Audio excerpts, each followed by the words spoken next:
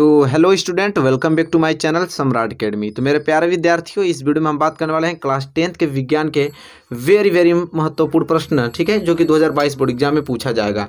जो 30% आप लोगों का सिलेबस कट ऑफ हुआ है, उसी के बिहाफ पे मैं प्रश्न बना रहा हूं ताकि कोई भी दिक्कत ना हो, ठीक है। बस उतना ही प्रश्न जितना सरकार निर्धारित की है, बस उतना ही प्रश्न पढ़ के जाइए, ठीक है। उसी में से आएगा इस बार, ठीक है। एक भी एक्स्ट्रा क्वेश्चंस देने वाला नहीं है सरकार। तो very most important question discuss करूंगा, जो कि आप लोगों के सिलेबस में 30% कट के जो बचा हुआ है वही हम लोग सेफ जोन में पढ़ रहे हैं। तो आइए वीडियो को स्टार्ट करते हैं। वीडियो स्टार्ट करने से पहले अगर आप चैनल पर नए हैं तो चैनल को सब्सक्राइब करके बेल आइकन को प्रेस कर लीजिए। आइए पहला क्वेश्चन, देखिए इसमें बहुविकल्पीय, अति लघुत्तरी, लघुत्तरी सब मिक्स क्वेश्चन है, ठीक है, ताकि सभी प्रकार के प्रश्नों की तैयारी आपको अच्छे तरीके से हो पाए। तो पहला प्रश्न है, आपको साथ ही साथ उत्तर भी बताना है। बहुविकल्पीय का तो उत्तर बताना है किसी कीमत पे। पहला प्रश्न पढ़ता हूँ। फेफड़े में शुद्ध रुधिर आता है, जो हमारा फेफड़ा होता है ना, तो फेफड़े में जो शुद्ध रुधिर आता है वो कहाँ से आता है बताइए। बाएं अलिंदा से आता है, कि दाएं अलिंद से, कि बाएं निलय से, कि दाएं निलय से। बताइए इन चारों ऑप्शनों में से कौन सा ऑप्शन सही होगा। आपको बताना है कि फेफड़े में जो शुद्ध रुधिर आता है वो कहाँ से आता है। बहुत ही ज़्यादा महत्वपूर्ण प्रश्न है, ठीक है, जल्दी से बताइए, कमेंट कीजिए, मैं कमेंट आप लोगों को देखूंगा। तो चलिए मैं बता देता हूं कि फेफड़े में जो शुद्ध रुधिर आता है वो बाएं नीले से आता है। कहां से? बाएं नीले से आता है, इसलिए ऑप्शन सी इस क्वेश्चन का क्या हो जाएगा, सही आंसर हो जाएगा, ठीक है। चलिए ये रहा क्वेश्चन नंबर पहला। अब क्वेश्चन नंबर दूसरा यहाँ पे नीचे उसके, कि विद्युत धारा उत्पन्न करने की युक्ति है। जो विद्युत धारा उत्पन्न करने की जो युक्ति है कौन? जनित्र है, कि गैल्वेनोमीटर है, कि अमीटर है, कि मीटर। इन चार ऑप्शन में से आपको बताना है, ठीक है, कि जो विद्युत धारा होती है, विद्युत धारा उत्पन्न करने की युक्ति कौन सी है बताइए। जनित्र, गैल्वेनोमीटर, कि अमीटर, कि मीटर। बहुत ही प्यारा प्रश्न है, जल्दी से इसका उत्तर बताइए आप लोग कमेंट करके। बहुत ही ज़्यादा वेरी मोस्ट इंपोर्टेंट ये प्रश्न है।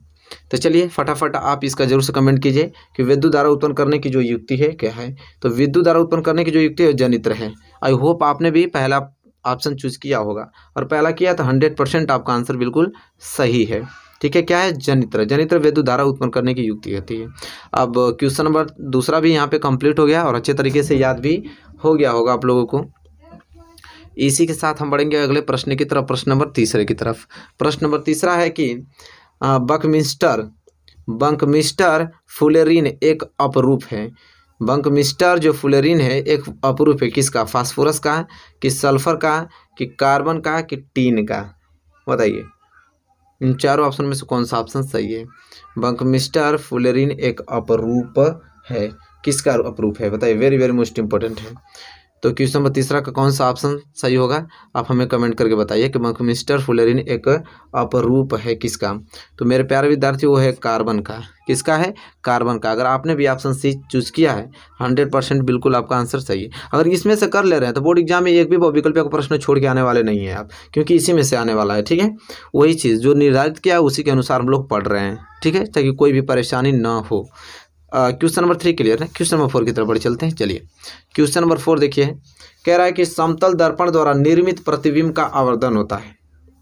समतल दर्पण द्वारा जो निर्मित प्रतिबिंब होता है उसका आवर्धन होता है एक से कम, एक से अधिक, अनंत होता है। बताइए दर्पण कौन है? समतल दर्पण। समतल दर्पण द्वारा निर्मित प्रतिबिंब का आवर्धन होता है। बताइए चार ऑप्शन आपके पास है, चार ऑप्शन में से आपको बताना है कौन सा ऑप्शन सही है। तो मेरे प्यारे विद्यार्थियों, जो समतल दर्पण होता है उससे जो प्रतिबिंब बनता है, जो उसका आवर्धन होता है वो एक होता है। कितना है? एक होता है। ऑप्शन ए इस क्वेश्चन का क्या हो जाएगा, सही आंसर हो जाएगा।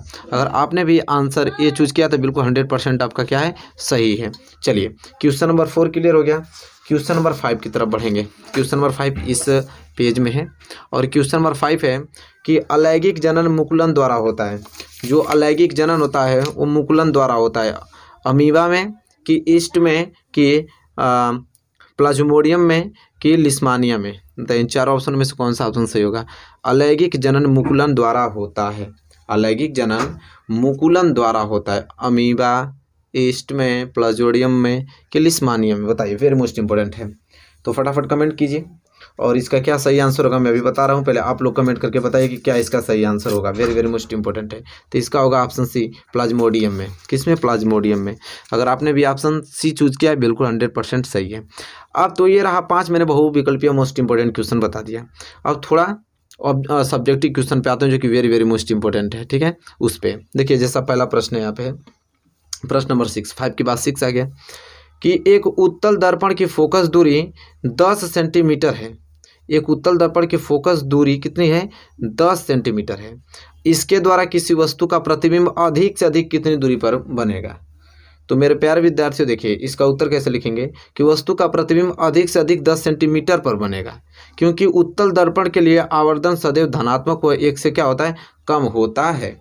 उत्तल दर्पण के लिए जो आवर्धन होता है वो सदैव क्या होता है? धनात्मक होता है और 1 से कम होता है। इस कारण अगर उत्तल दर्पण की फोकस दूरी 10 सेंटीमीटर तो उसका प्रतिबिंब भी अधिक से अधिक कितना बनेगा? 10 सेंटीमीटर पर ही बनेगा। ठीक है, क्योंकि इसका आवर्धन सदैव धनात्मक और 1 से कम होता है इस कारण। ठीक है, तो आई होप आपको क्वेश्चन नंबर जो क्या है 6 है वो अच्छे तरीके से क्लियर हो गया होगा आप लोगों को, बहुत अच्छे तरीके से। ठीक है, तो इसमें नो डाउट होना चाहिए। आपको बस यही अंतर बताना है कि उत्तल दर्पण के लिए आवर्धन सदैव क्या होता है? धनात्मक और 1 से कम होता है। इस कारण अगर उत्तल दर्पण की फोकस दूरी 10 सेंटीमीटर है तो वस्तु का प्रतिबिंब अधिक से अधिक बन सकता है, तो 10 सेंटीमीटर तक बन सकता है। ठीक है, चलिए क्वेश्चन नंबर 7वां है, यदि कोई महिला कॉपर टी का प्रयोग कर रही है तो क्या वो उसकी यौन संचारित रोगों से क्या करेगी? रक्षा करेगी। कोई महिला भी है जो किसका प्रयोग करे? कॉपर टी का, तो क्या उसकी यौन संचारित रोगों से रक्षा करेगी? ये पूछ रहा है। तो देखिए उत्तर कैसे लिखेंगे आप लोग। लिखा है यहाँ पे कि नहीं, बिल्कुल नहीं। यदि कोई महिला कॉपर टी का प्रयोग कर रही है तो यह उसकी यौन संचारित रोगों से रक्षा नहीं करेगी। क्या करेगी? रक्षा नहीं करेगी, क्योंकि यह केवल किसको? गर्भधारण को रोकने के लिए युक्ति है। जो कॉपर टी होता है वो सिर्फ गर्भधारण को रोकने के लिए युक्ति है, इसलिए ये नहीं कि उसके कोई भी यौन संचारित रोग है तो उसको मतलब सही कर देगी, उसकी रक्षा करेगी। नहीं नहीं नहीं, बिल्कुल नहीं। अगर कोई महिला कॉपर टी का प्रयोग कर रही है तो यौन संचारित रोगों से रक्षा वो नहीं करेगा, बस केवल गर्भधारण को क्या करने की? रोकने की वह युक्ति है, उसके लिए वह काम में आता है। ठीक है, आई होप आपको ये क्वेश्चन नंबर 7 अच्छे तरीके से क्लियर हो गया होगा। इसमें नो डाउट आपको होना भी हो चाहिए। तो चीज़ें क्लियर हो रही है ना? अभी से याद हो रहा है ना? सारा कंसेप्ट क्लियर हो रहा है ना? बस यही चाहिए। चलिए क्वेश्चन नंबर 7 क्लियर, इसको नोट कर लीजिए। नोट हो गया। चलिए क्वेश्चन नंबर 8। क्वेश्चन नंबर 8 है जो कि वेरी वेरी मोस्ट इंपॉर्टेंट है, यहाँ ऊपर कर देता हूँ। कह रहा है कि एथिल एल्कोहल, क्या बोल रहा है? एथिल एल्कोहल के ऑक्सीकरण से प्राप्त यौगिकों के नाम व सूत्र लिखिए।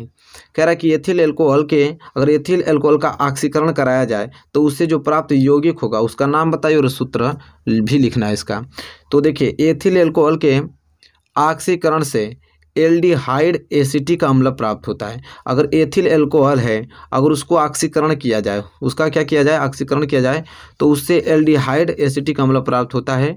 और इनका सूत्र क्रमशः है CH3CHO तथा CH3COOH है। तो इसका सूत्र भी आपने यहाँ पे देखिए, सूत्र है इसका वेरी मोस्ट इंपॉर्टेंट। सूत्र भी आपको मालूम चल गया और ये भी मालूम चल गया कि एथिल एल्कोहल का ऑक्सीकरण कराया जाए तो एल्डिहाइड एसिटिक अम्ल प्राप्त होता है, और इनका सूत्र यह है।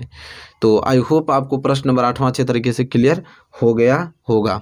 ठीक है, तो डाउट की कोई बात नहीं है, अच्छे तरीके से याद हो गया होगा कि एथिल एल्कोहल का ऑक्सीकरण से एल्डिहाइड एसिटिक अम्ल प्राप्त होता है और इसका सूत्र यह है। सिंपल सी बात है, very very most important question है क्वेश्चन नंबर 8। चलिए क्वेश्चन नंबर 9 के लिए इस स्लिप में देख लेते हैं क्वेश्चन नंबर 9 जो कि वेरी वेरी मोस्ट इंपॉर्टेंट है। अब क्वेश्चन नंबर 9 यह है, देखिए क्या बोल रखा है क्वेश्चन में कि डीएनए का पूरा नाम लिखिए।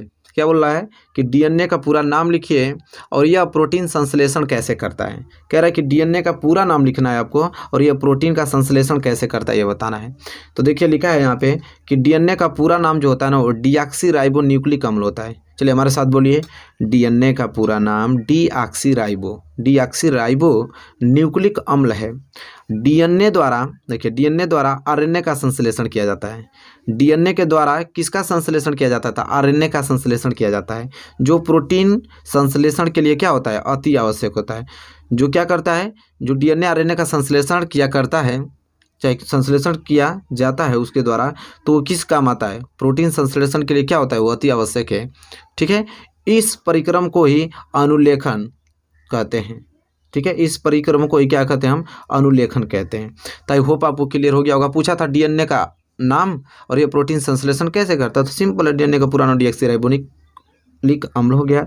और डीएनए द्वारा किसका संश्लेषण किया जाता है? आरएनए का संश्लेषण किया जाता है और ये प्रोटीन संश्लेषण के लिए अति आवश्यक है और इस परिक्रम को हम अनुलेखन कहते हैं। बस इतना ही पॉइंट आपको याद करके जाना है क्वेश्चन नंबर 9 के लिए। चलिए अब क्वेश्चन नंबर 10 की तरफ बढ़ेंगे। क्वेश्चन नंबर 10 देखिए वेरी मोस्ट इंपॉर्टेंट है। क्वेश्चन नंबर 10 है कि तापीय विद्युत संयंत्रों को तापीय विद्युत संयंत्रों को कोयले अथवा तेल के भंडारों के समीप क्यों स्थापित किया जाता है? तापीय, देखिए क्या बोला है, तापीय विद्युत संयंत्रों को कोयले अथवा तेल के भंडारों के समीप क्यों स्थापित किया जाता है? तो इसका क्या कारण होता है कि तापीय विद्युत संयंत्र कोयले तथा तेल को ईंधन के रूप में प्रयुक्त करते हैं। तापीय विद्युत संयंत्र कोयले तथा तेल को ईंधन के रूप में प्रयुक्त करते हैं, अतः कोयले व तेल के भंडारण के समीप होने पर परिवहन का क्या होता है, खर्च बच जाता है। जब वो नज़दीक रहेंगे तो क्या होगा, खर्च उसका बच जाता है। ठीक है, इसीलिए कि अगर कोई विद्युत संयंत्र है, यहाँ पे कोयला है, तो उसको अगर उनके परिवहन अगर मतलब समीप कर दिया जाए तो यहाँ से कोयला आसानी से यहाँ विद्युत तक चला जाएगा। तापीय विद्युत संयंत्र को वहाँ पे ईंधन उसको क्या होगा, प्राप्त हो जाएगा।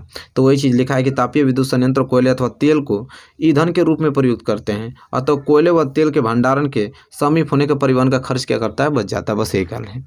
तो इतना प्रश्न मैंने 10 महत्वपूर्ण प्रश्न इस वीडियो में डिस्कस किया है, वेरी वेरी मोस्ट इंपॉर्टेंट। बस इतना ही आज के लिए इतना ही काफ़ी है। बस इसको नोट करके आप याद कर लीजिए, ठीक है। और सभी डेली वीडियो आपको मिलती रहेंगी, उसको देखते रहिए, पढ़ते रहिए अच्छे से। वीडियो पसंद आए तो लाइक कीजिए, चैनल पर नहीं तो चैनल को सब्सक्राइब करके बेल आइकन को प्रेस कर लीजिए। और मिलेंगे आपसे नेक्स्ट वीडियो में, तब तक के लिए धन्यवाद।